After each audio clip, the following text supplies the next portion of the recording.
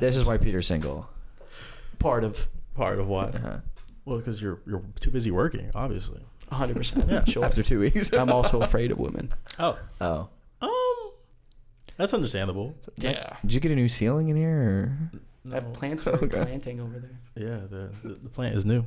It's interesting. It's real. So now that Peter told us his deepest, darkest secret. Oh, no, not even close. Okay. I mean, women are terrifying. That's why, like, what is it? Like half the men, I think, are like what is it? Like half the men our age are like. So it's half the so it's all of the women are sleeping with half of the men. So it goes into the whole idea that it's not even. It's gotta be like it's less than that. It's gotta be less than that. Is that a thing? Yes. So it goes into the idea that social anxiety and with phones is so high nowadays that most people doing interreaction and even talking to women is such a strange topic. Because of how society built it up? No, Or because of how unsocially we become. Like, name a time in an elevator where you sat there and didn't talk to the person right next to you and pulled out your phone. Pretty much every day, right? Oh, yeah. Every day. Yeah. Every day. Guess what? You go 40, 50, 60 years ago, you're the weirdo. You're the awkward guy who's standing in the elevator not talking. That's true. Yeah. So yeah, think it about goes into our society. On a surface level, if you ask a girl out and she says no, she's essentially saying, I don't think your genes are good enough to be passed on. I also don't think that she knows what she's getting into. She's also first. not thinking that deep into it, though. Well, She's at a like, surface that's level, giving them the greatness that they. well, yeah, people think. the mammal creature in her is saying that. Yeah, it's saying but your up front, genes she's like, no, you're ugly. Yeah. But they're saying you're, and like, I mean, most guys don't think of it like that. But I like saying that. I'm like, if she says no to you, she just said your genes aren't good enough to be passed It's true on. though. In a primal state, like it's your pheromones. It goes into what she can see from you just first off of it. I mean, that's why everybody always says, "Oh, I don't judge off of what people look like." That is the first thing that people judge off of. Uh-huh. I don't care who you think you are. Women like me until I talk. Well, we can fix that.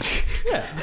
That's That's easy fixable, part. right? Or just don't talk. Yeah, that's worked for me before. Because it's better to Mysterious. start on the high hill and go down and be like, all right, let's fix this instead of starting at the bottom of the hill and have to climb up. Well, it actually goes in. So it goes into super deep psychology where it's like it's a validation.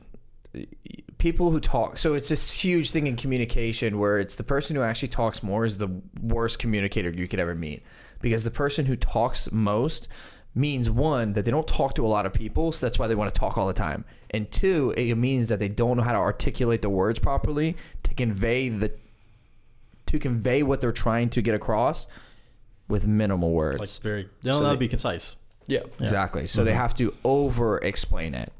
And then it also goes into like deeper things about how you see yourself. Like if I ask Peter, I'm like, so how are you doing? Not too bad. About yourself? Most people can't sit there with awkward silence. We actually played this game with him. Yeah, we did. Yeah. No, like quite literally. We People played would this game in fill the sales. gap. Yeah, like a lot of times, like name a time where you're ever having a conversation with someone and you don't know what to say, and then you're in your head and you're like, fuck, thought, question, all the time, right? It's your proverbial social anxiety, but when you really think about it, nothing needs to be said. Or have you ever has your mom ever caught you in something, then you lied to her and she just stood there and looked at you, and then you ratted yourself out after she stayed silent? Yeah. That's it right there. Yeah. Because you just, even though she might have not known, but she knew you were going to do that. Do you ever, that's true. Because I was going to say, do you ever have like that where you're like the fuck? Yeah, like all the time. Have you ever had that? I feel social anxiety. Where it's like, you don't have it. And it's like not even necessarily like somebody, because like I've noticed this, like sometimes it'll be like the same, like it'll be two different people, but I know them the exact same. Like maybe I've met them once and we've talked for like 10 minutes max. It's because you're not comfortable with them yet. One person I'll be like, oh my God, fuck. But the other one I'll be like, it's because you're not comfortable with them yet. But they're the same. It's so interesting because they could be like the same person. Well, it's also you put them on a higher pedestal. That's the same reason with social media, and a lot of men are scared of women. Like they put them on a pedestal, and so they feel that it's so much more of a failure if they don't say the right thing. But if you stop looking at it as a massive failure and you just shoot in the dark, and if it doesn't work, it doesn't work, you'll realize how fast it changes. Yeah, it goes into a lot of self-image too. I mean, personally, I can only speak about it because I still do. I don't have the best self-image, but I used to have an even worse one, and something that I still work on. And a lot of the times, like I'd be sitting in rooms with people all the time. Now I'm a lot more. There's very few people where I'm like fuck. But I used to sit there and I would literally be like panicking, like in my head, like, you know, moving my hands really fast on my thighs, like, what am I supposed to say? Because it goes into a self-image thing. It's like, I need to fill this void so that they don't think I'm weird. And if you really want to smash it, it's a double whammy when, one, forcing yourself to talk when you go fuck, but two, surrounding yourself only with people you do that with, because that means you do hold them to account. Like, you do care about that, and say it's, you know, 5 people you be around makes you. So. Percent. Another thing is your brain is also a calculator. Now, I don't know if you've ever heard this before, or you. I mean, you probably heard me say it before, that your brain's a calculator. The questions that you ask it, it will answer. So if you say, like, fuck, what should I say? It'll come up with something. But if you're like, let's just say in a social situation, if you're at the bar and you're in your head and you're like, oh, I feel so awkward and uncomfortable. I don't know what to say. Like, why is everybody having fun? And I'm just the weird guy standing here with my drink and I have nothing to do. Your brain's going to start coming up with reasons why you are the weird guy, standing with a cup, being weird. Instead, it's called framing. It's another success principle. And it's a thing where you change how you frame the question to get a different answer. So instead of standing there, like, you have to catch yourself. I still do it too. It's the hardest thing is like in the moment doing it. Yeah, it takes a lot of practice. So while you're sitting there and you're like, oh, this is so awkward. Like, I'm the weird guy standing here. It's like, wait, no. Everybody feels social anxiety. What do I want to be feeling? Okay, I want to have fun tonight. What would someone do if they were having fun? And then guess what? You'll come up with answers. Oh, I'd be over there dancing with everybody else. Your brain can only answer the questions that you ask. You have every single answer you ever need. You just need to ask the right question. You're only going to see red if you only think of red. You're only going to find red. You probably heard that one before. It's Tony Robbins. One of his most favorite things he does at his conventions. Yeah, like if I tell you, like, if we're in this room and I'm like, Tony all right, Robinson? find everything green. Find everything green. You'd hunt for green shit. And then without letting you look, all right, tell me what was red. You wouldn't be able to see any of it. Yeah. And it's in the same capacity of, like, if I'm sitting there ruminating over an argument, like, I'm gonna sit there and realize, like, hey, I did this wrong. Like, the other person did that wrong. But if I more shift to, all right, like, why did this happen? And, like, what can I do to circumnavigate? Like, what would I do in this situation to let this not happen? I mean, that's a shittier philosophy, a shittier metaphor. Sorry. Yeah. No, I see what you're saying, and I think it's kind of crazy that alcohol just vanishes that. Yeah. Well, that's insane. It cuts off. It slows down your frontal cortex. Yeah, it's an inhibitor. Yeah. Don't do this. It's like that part. It's funny. Human evolution is the thing that gives you anxiety. Because the faster your mind starts going with the evolved times, that's what races your head, and alcohol slows your mind down so you don't have all those beating. Wait, don't say that. So you just... Well, it also goes into social media as well. Like, I'm not saying these things are terrible. I'm saying how we use them is not always the best. Like, social media, a lot, you see all these rich 24-year-olds. Like, I'm 25, and, you know, I look at that, and I'm like, holy fuck, compared to my life. My life shit. And back, you know, before we had social media or phones, like, the person you compared yourself to was your father, a teacher, the people that you worked with. So it was people you're comparing to like things. It's like trying to compare a triangle to a fucking octagon now. And it's not always the same, and not everything is true. It's all propaganda until fact. And the opposite side of that same coin is, if you're not happy now, you won't be happy when you get what you want. Ooh. Because, and I read this study. So they took this scale of happiness on on a few of these people. He just did it right there. He did it the fact where he couldn't be quiet. Did you notice it? So, did you see it? I'm not sure if it actually happened or if you just had another thought, but you were speaking, and then that was the end of the statement, and instead of letting there be silence, now you started talking about a different study. No, I had a second thought that hopped in. But no, I get what you're saying. I know this was you're talking about. But so there was this guy, they took his happiness scale. There's a scale of, like, his mental level of happiness, you know, how he's doing. And then he got his legs cut off. Like, he became a paraplegic. And they saw that, like, it took it a month after they saw he was down here compared to up here. Yeah. And then 8 months later, with no legs forever, they took a scale again, and he was right around where he was when he had legs. So that just proves, like, just because you won this situation and you got what you wanted, it's not going to make you eternally happy, or you had to be happy in the first place. And you got to find that yourself. Dig deep, find which. I mean, I don't know. I think happiness is overrated, roughly. Honestly, I don't think life is about being happy necessarily. I think happiness. So chasing happiness is just like chasing an emotion. Like you're gonna be consistently doing dopamine activities every day, but life is feeling everything. Life is growing through everything. Like happiness is a byproduct of the things you should do, not something you should strive for. Also, what most people do incorrectly is they say, "I want to be happy. I want to be successful." I want to do things. Fucking define what that even means. Like a lot of times I'll meet people and they'll be like, "Oh, I want to be successful." I'm like, "That's great. What does success look like to you?" Or "I want to be happy." Okay, that's great. What does happiness look like to you? Oh, how can you achieve something you don't even know what it looks like?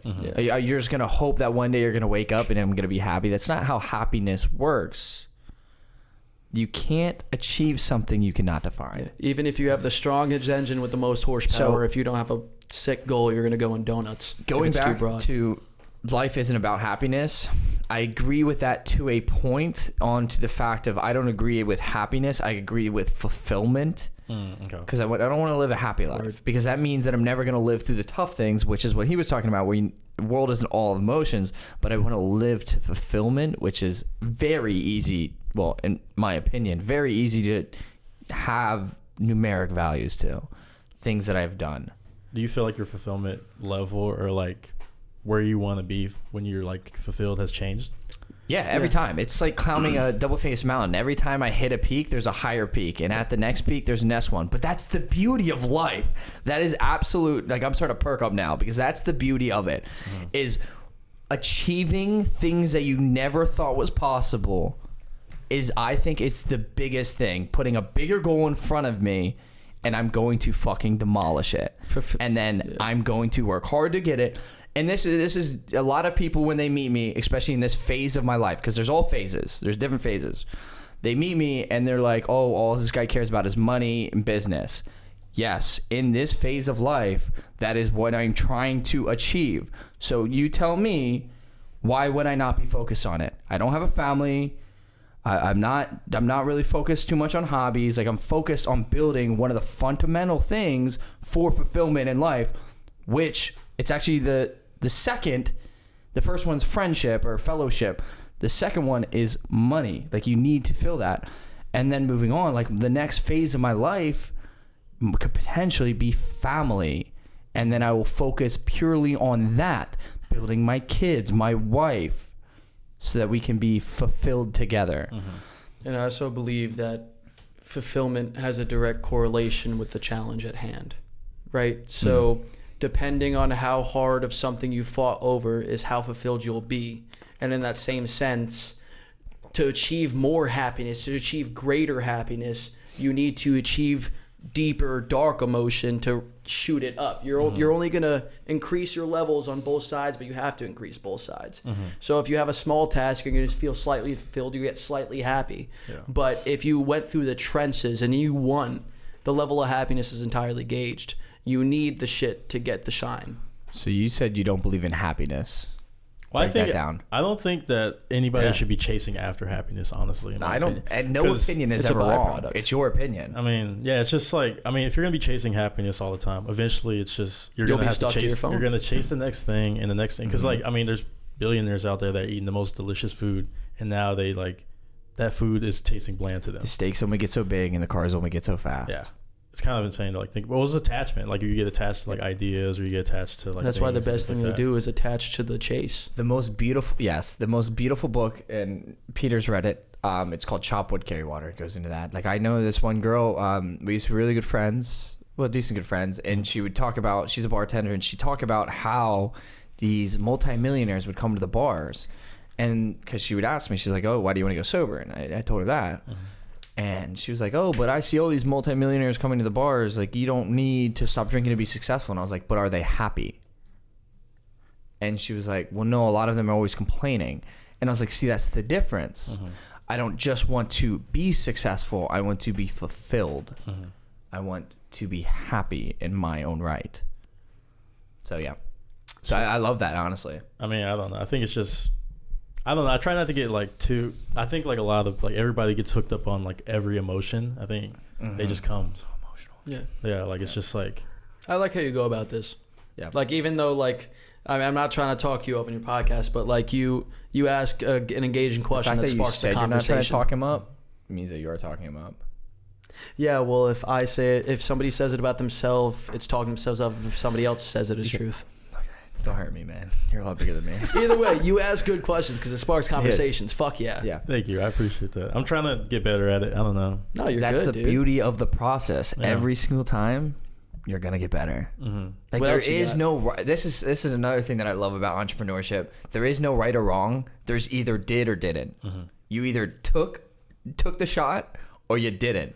And guess what? There's a guy that's hungry like me that if I don't take that shot, he's going to take that shot. I will take that shot. Yeah, this is like a real thing. Yes, he might be, brand new in the business of real estate, but I guarantee you, let's just say in a couple years when I get a little fatter, a little, more money in my bank account, I will slow down. And if I let myself slow down, a kid like that will come right behind me and beat the shit out of my business. And that isn't always true, but it's just that's one thing that always in the back of my head. Oh no, but I will, no matter what he does. Okay, but to the point of you're gonna be fucking great at this. Fuck yeah. I think so. I know so. I No appreciate other that. kids. Fuck Do you yeah, know anybody else who's doing shit like this? Because I This is don't. the table of future millionaires. I promise. Oh yeah. I 100%, promise. 100%. That's why I'm like, I just can't. Yeah, like man. I personally like I enjoy like I don't know, I enjoy like finance and like all that stuff, but it's not like, for everybody. it's not like I can't see myself doing that for a while, like even 5 years. So it's like I had to figure something out. So You gotta find your thing, man. yeah, Yeah. that's what I'm trying to do right now. So That's the thing, man. I find learning about money fun.